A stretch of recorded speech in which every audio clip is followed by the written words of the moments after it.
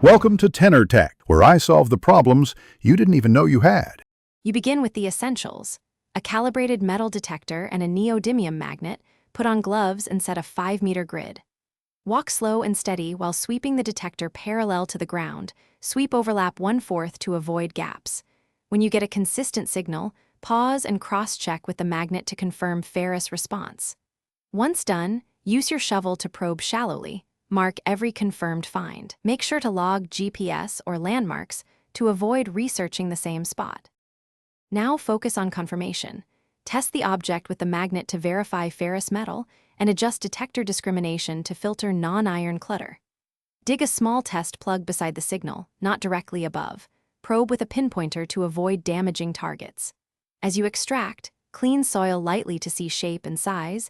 This tells you whether it's pure iron or an alloy. Once you collect multiple finds, map cluster density to prioritize remaining hot spots. Make sure to rebury holes safely. Finish by sweeping adjacent grids and expanding search outward by about 50% when hits are sparse. This catches nearby seams you missed. If you keep getting false positives, recalibrate sensitivity, rerun ground balance, and test the detector over a known iron piece to confirm behavior.